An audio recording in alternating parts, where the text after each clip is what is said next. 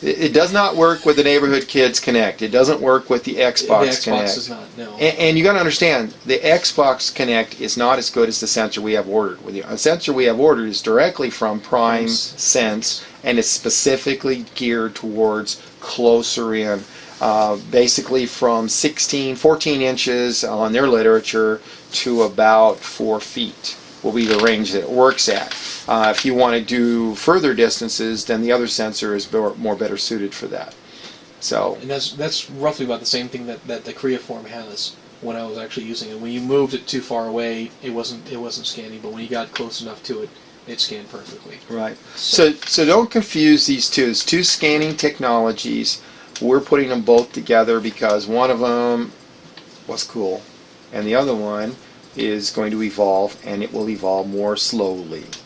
And it is one that right now drops in the heads. You put on the rotary table. The rotary table would work with both of these technologies so that it automatically moves at whatever rate we want it to move at. And yes, that already works, in case anybody wants to know. The rotary table is fully functional. Mm-hmm. So that was one of the other things that comes in any system or super system, actually just any system. They will all come wired to accept the rotary table. Whether or not you use it, that's your thing. But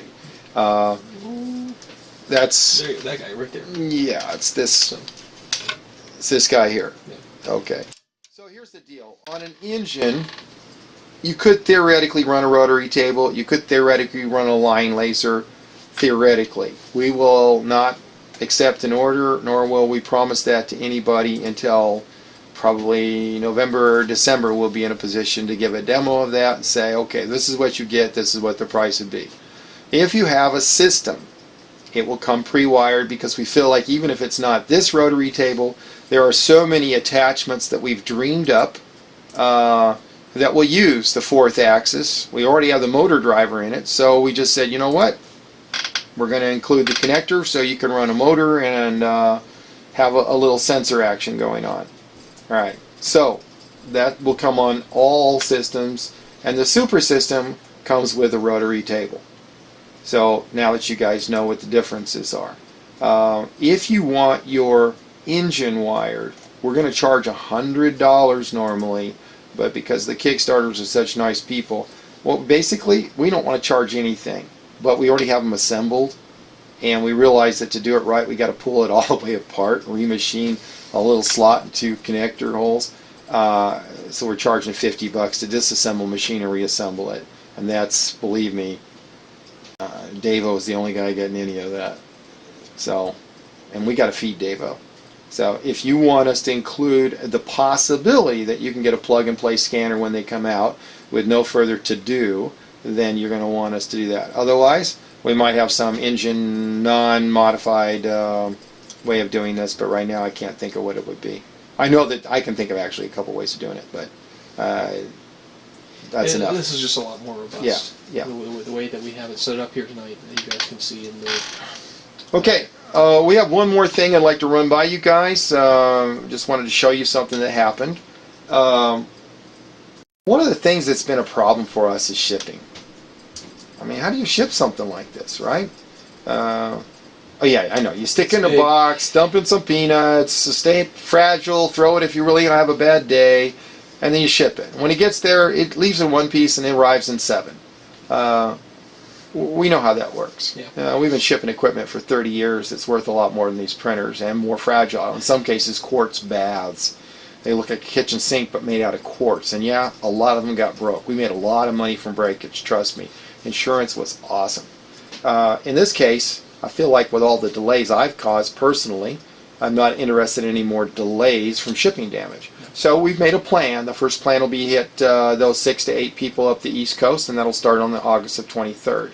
I've got a plan going to Seattle and another one going to Los Angeles, and that actually covers about 70% of all the Kickstarters. The rest of you we're trying to ship to. There will probably be a run that goes up to the Ohio Valley, somewhere dithered in the next 3 to 5 weeks, if we can make it. And that run will hit another 7 customers, including possibly someone up there in Toronto. That said,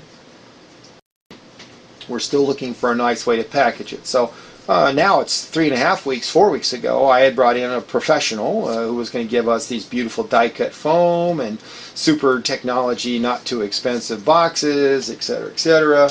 Needless to say, I've talked about that before, I know, and very frustrating.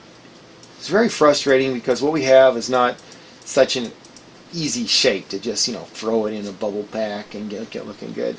And I knew that I had this wonderful manufacturing system. And I ordered these lasers thinking, you know what, I'm going to cut my own foam. And I kept waiting for the lasers to get here, and the 1 watt laser got here and it didn't cut the foam, and then the 1.5 watt laser got here and it didn't cut the foam, and I'm still waiting. And then it dawns on me that Canon Canada showed me this beautiful foam cutting system for making model wings where it would go 2 ways, and it would cut with a hot wire. And then at the last Maker Faire, a guy had this banjo looking thing. So the other day in the morning I said, you know what, I am just going to go get a piece of heater wire.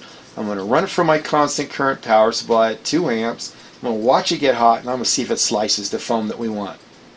And it did. It sliced it great. I don't know what happened to the part we sliced, but if you guys will be patient for a second, I'm going to show you how one thing leads to another. Okay. Where did all my foam go? Is it in here? There was 3 pieces? Oh, here they are. Yeah, okay. Powers USA asks, quick question, does your East Coast trip include engines? Yeah. If you're in my line of path, and we'll be giving, we will definitely notify those of you guys. I'll show you. Remember, we're making 2 East Coast trips, and I know that the second one's not till September 21 because I'll be going to the Maker Faire. But there'll be no one that's not completely seen in person.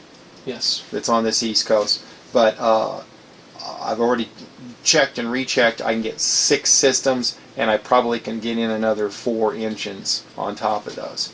Mm-hmm. Maybe I can get even 6 engines, but we don't have that many. When we looked, everybody bought a system on the East Coast, yeah, or at least the most of you. All right, so here's what I'm going to show you. So, yes, this is a sample of something that we wanted to ship. So we tried to put it in the box and stuff like that, and we use razor blades and everything else to cut out the foam, and So what I did was we found something that was hot. And I'm not going to tell you it was a soldering iron, but it was a soldering iron. We customized the tip on it. And lo and behold, it fit perfect into one of our holders. Matter of fact, this is the soldering iron I used. You can see the tip was modified slightly. And this is a hack, so do not think that this is what we're going to send to anybody. But it fit perfectly into one of our plastic holders, which is probably on my other toolbox. But so, if anybody wants to know what kind of equipment we use, there you go. Nice little plug for the okay, so just in case someone gets desperate, this is one of our plastic blanks.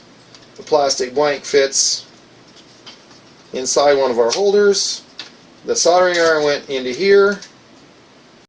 This mounted up on the engine.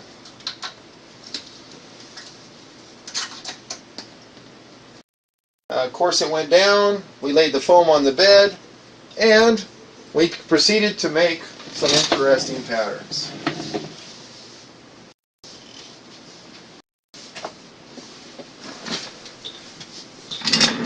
So I'm going to show you the first pattern. Now, remember, that's a soldering iron, and it's not designed for cutting foam. It has a big fat tip. But you notice it fits pretty good. I'm actually quite pleased with the way it fits. Okay. So, I think you guys can see that if you printed something and you wanted to ship it, and you had something that you could make a nice little foam cutout with that actually fit what you just printed, one thing leads to another. And guess what? I actually made this outline using the same G-code that I would make if I were going to print something. So that's kind of cool. Alright. So that's with a high density foam. This foam is actually from a seat cushion. And then we got some other junk foam, which we were just playing with, so you can ignore this. But I think you'll see that this one cut out there too. It's got a lot of cutouts, so you really can't see it too well. And then this one is a material that is actually more interesting as well. All right, so there you go. Another type of foam. This one is a large cell foam. It's the cells are much bigger than the other ones. The other ones are much smaller cells. Now let me tell you what we did.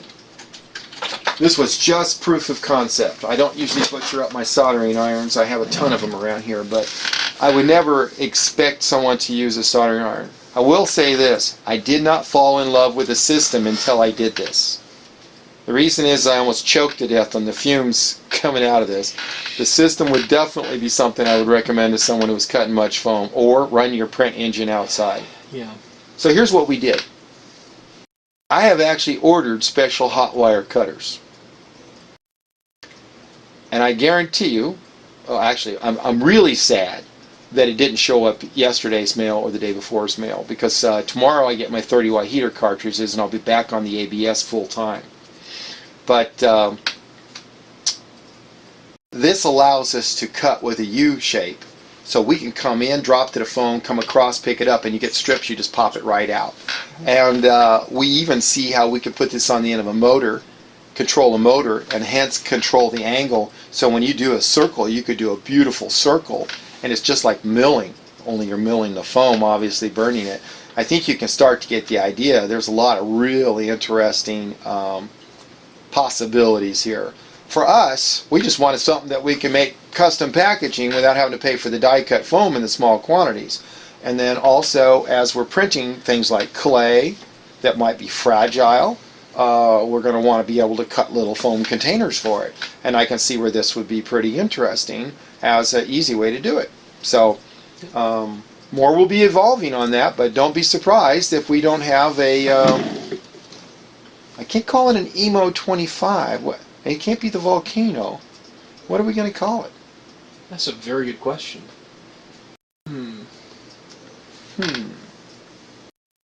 Well, I'm sure we'll come up with it. Maybe the tightrope, the hot wire, The hot wire? the coat hanger. The reason why we're waiting for the special one to come in is that they have very nice temperature controlled wire that's been flattened and stiffened, so it has a very low profile. The Wallenda. I like that one. The Wallenda. We'll have to think that over. So we could then make very nice profiles, and yeah, well, we'll demonstrate it. Then everybody can go, wow, what a piece of junk. Or, hey, I got a use for that. We'll see that. Chase asks how's the laser cutting going. Yes. We tried it out a little bit, and truthfully, it worked a little bit. You guys ready? I'll tell you. We got infrared, we got ultraviolet. I'm not ultraviolet, but blue. The blue laser doesn't cut worth bananas at 2 watts, 1.5 to 2 watts. The 808 nanometer infrared laser actually cuts a little bit. You have to focus it just the right amount, and it has a depth of cut of about 400 thousandths of an inch, or about just shy of 10 millimeters, or right at 10 millimeters. That's it. So it's not what we had hoped it would be. We are still Needs more power. evaluating, trying to see if we can combine a couple of lasers to get enough heat in one zone. We're also looking at, see, the problem I've got is the laser I really want is like 13 or 1400 bucks, and I don't think that's viable. Maybe it is for some people, but we also know that the solid state lasers themselves are not so expensive. Excuse me. So what we're looking is how we can control this from our standard electronics, and it is totally electronically, I can tell you, not a problem. I mean, we have the ability to do it. We're just not wasting a lot of time on that yet. I can see where in the month of October we'll probably have some free engineering talent available to go ahead and create some circuitry to drive some of the diodes. I can get 5 and 8 watt diodes for the $100 price range, and then you just have to add the optics, the cooling, and the controls, and we already own the controls, so it's fairly viable to think that maybe sometime around Christmas I can cut through 1-inch foam at a reasonable pace, probably similar to the wire cutter. That's never going to be the same as the wire, though. The wire, with its U-shape, lets you undercut and lift out, so you end up with a beautiful controlled valley or contour. And I think that someone like X-Ray Charlie, aka Ken the Magnificent, will find some really good uses for this by programming in compound curves. For those of you who do or don't know how you machine with a CNC, when you want to make a very complex curve, there's a lot of programs that will take and they will create a path, and you use a ball mill, so you have a radius that's always matching the radius of the complex curve you're trying to formulate. And these are all already done calculations for you. So we should be able to have a radiused wire and literally cut you almost any shape that fits within that radius, external or internal radiuses and contours. And to me, that's really cool. And let me tell you why I think it's cool. Because making a composite structure, a structure of multiple materials automatically, has been the holy grail. From day one, we felt like plastic's awesome, but it's not the whole 9 yards. So what we can see doing is go in, cut yourself a piece of foam, now you come back, or some other material. I'm not sure what it's going to be yet. Maybe we put a spray coating on top of it to give it a little high temperature resistance. And then you come back and we actually lay down on that contour in a non-normal deposition way. Rather than slice by slice, we'll rotate it and we'll actually run through a YZ contour and move over and another YZ contour. So we're laying one bead, but that the contour is defined not in the Z axis but in the X axis. Now what you end up with is a single skin, 20 to 40 thousandths of an inch or half a millimeter in diameter or skin thickness throughout a special compound curve. Well, I see Ken over there is already calculating what it's going to take to make a wing. We're thinking model airplane wing, okay, here. You've got a mold to support it. You can use it over and over again. You print this wing, you drop in the foam that you already cut before. Now you finish printing the skin over the top of it, and voila, you've got yourself a composite structure that should be pretty darn cool, even if I do say so myself. Yeah, even my brother David will be looking for something like this because he wants to make surfboards. And he's been making surfboards for a little while, so that would be exactly what, that would be another great little application. So, yes. Super. We just read a note from Ken. Thank you. Have a nice dinner, Ken. He's got a scoot. Yeah. And he's got a million high-tech ideas. We're dying to see what he's got. I don't know who's dying to see what he does with the printer more, him or us, but we'll be interested to see. Anyway, so that's an example. There's a million examples of how you would use a complex thing, and printing is not always the end game. Sometimes trimming something out and then adding back to it is also a way to go. So I'm not one of a single purpose mind. When I have my CNC running, I don't use just a drill. I use an end mill, a tap. I drill holes before because an end mill is no good at using starter holes, comparatively speaking. Woodruff cutter. Yeah, Woodruff cutter, key cutter. There's a million different tools and reasons for doing things. So we're trying to make it so it's more flexible. And of course it prints. But there you go. Okay. You know, he's just going to be heading off to dinner after our broadcast. So, okay. So, apologies to your wife. Sorry. Yeah, it's all good. Anyway, that about sums it up for right now. If anybody's got some more questions, I know everybody's going to ask, where are the surveys? That's the first question. Powers USA, thank you very much for the question. Bless you, because that was one of the things I was really going to brag on. Touchscreen overlay. You know what? I have gotten 13 different touchscreen overlays. One was unbelievable. It was the most beautiful engineered overlay I've ever seen. It was too small. It killed me because it was just a 1/4 inch too short to be perfect for the engines. It was so good I was going to put the engine display on the systems and hey, you got a touchscreen out of the deal. Take it. Enjoy it. But Tide our relentless partner in China, would not give up. And he had found what we believe is the right size, and it should arrive tomorrow DHL. It's in the package with the 30 watt. Actually, it's got a couple things. We got some new circuit boards coming for the material feed sensors, and we have the 30 watt heater elements, and we have the touchscreen overlays. So hopefully, within the next 48 hours, we'll have a chance to evaluate all three of those things, and we will be looking forward to showing finished, polished, shippable. Did I say shippable? Shippable Yes. systems. So, yeah, that's what it is. And because the price was varying so much on the touchscreen overlays, we didn't want to send out one thing and the other. If anybody needs a 10.1 inch, 1024 by 600 resolution LVDS solution for a USB touch panel that's capacitive touch, contact me. I have got one that is so reasonably priced. I'll just give you the information, and I've even got 1 or 2 working samples in the other room. Our problem is we got greedy. Repetier can't run on 1024 600. There's just not enough real estate to communicate.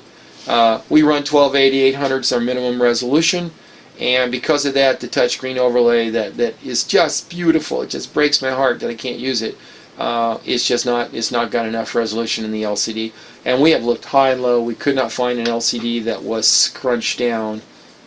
I mean, we're talking 4 millimeters difference, 4.5. So it's So less close. than 200 thousandths of an inch, but it's enough that as you move down, your finger starts to push stuff. You can't see the bottom start bar or the top start bar. You can have a choice, one or the other. And yeah, Ooh. someone sent us a link on lasers. So that's Eagle1J who sent us a link, laser to foam like this, using Kern lasers, and that's KERN lasers. What wattage are they? I do not know. But Well, thank you. As always, Ken, you're a wealth of information. no, that was David. Oh, David, sorry. Eagle1J. My mistake. Yeah, 40 watts is... It's nice. Yeah, then you end up with a tube and cooling and other stuff, and this is designed. This will work with that. I mean, I've actually got a 65 watt laser I want to put on here, but I'm not doing that just yet, and I will not give a 65 watt laser out to just anybody, so it's too dangerous. You guys have to do that on your own. Yeah. But see, the one we have didn't use mirrors. It was pointing straight down. And David Gagma says, probably 40 watts or more. The full spectrum laser does that kind of stuff too. Yes, I'm annoyed by the tube cooling. Stupid radiator. Hildrick, what about the other overlays you have? Aren't they working as you would expect? And he's talking about the touch panel overlays. Good question. You know what? It's here. You know, it sounds like I'm making this up. You would think that in this world, a guy could just go order some overlays. Just hold on a second.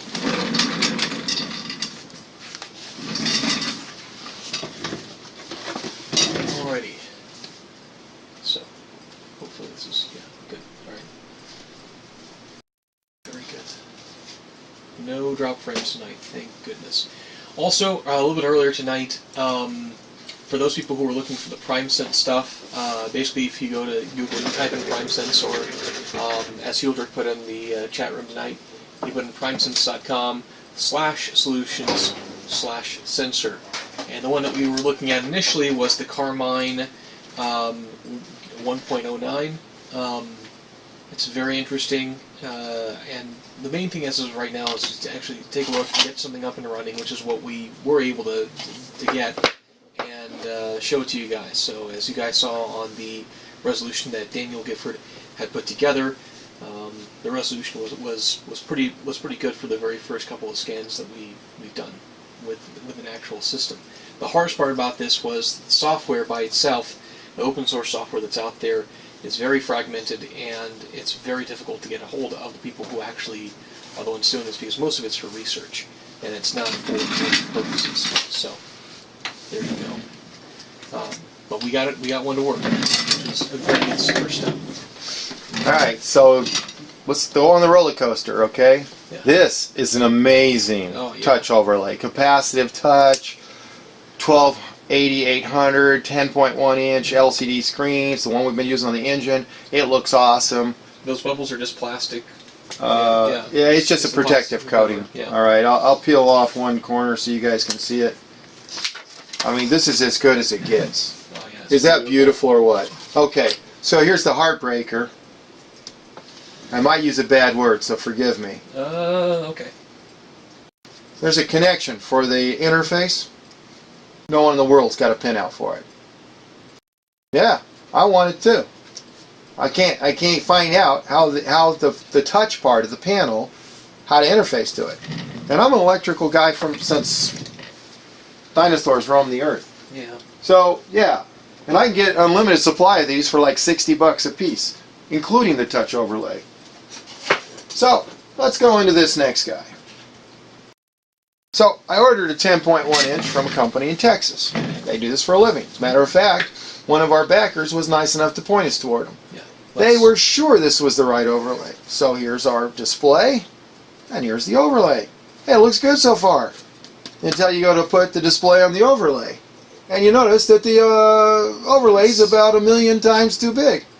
So what do? Center it? Now it looks like, I'm not going to say, but worse yet is calibrating this thing, because this panel is an 800, 600 panel. They don't have the resolution on this panel to drive this display. All right, so now we're saying, yeah, right. So that solution didn't work so good. Oh, it gets much more interesting than this. Now you guys are all going to appreciate Tide in a second.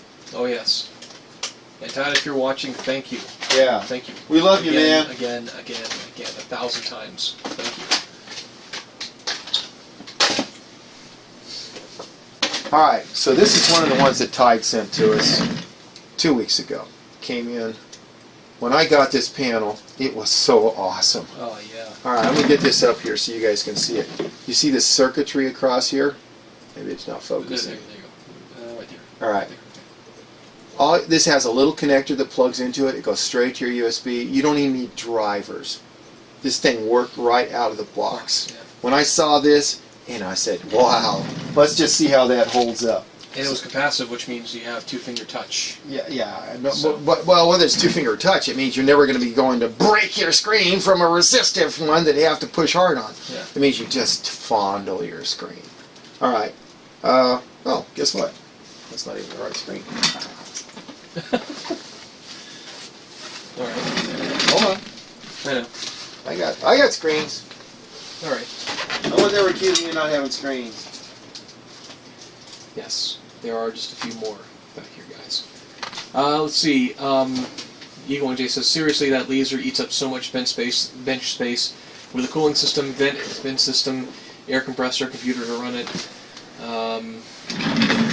Oh yeah. All right, so you guys can see that left to right, this looks really like it can do the job. Mm-hmm. It really can do the job. So we got this, and we're going, this is fantastic. We've got just what we wanted. And then, I don't know if you guys can see it, but I'm going to show you. That's lined up on the bottom. Okay. You see this metal part here? That's the end of the screen. It is just enough too small that it covers, guess what? The whole start bar across the top, the whole control bar. So we thought, well, you know what? Maybe we just push it down, but that'd be Mickey Mouse. Anyway, I love this screen, and it's awesome, and it works great for the other 10.1 inch, which I'm going to show you. That's a 10.1 inch screen with the overlay installed on it. It fits perfect. It was designed for it. This is 1024 by 600. It works awesome. The problem is that's not the right format for everything we've engineered around. We engineer around these screens, which are the 1280-800 screens, which really do make a difference. Any of you guys that have tried to program know that you need that real estate.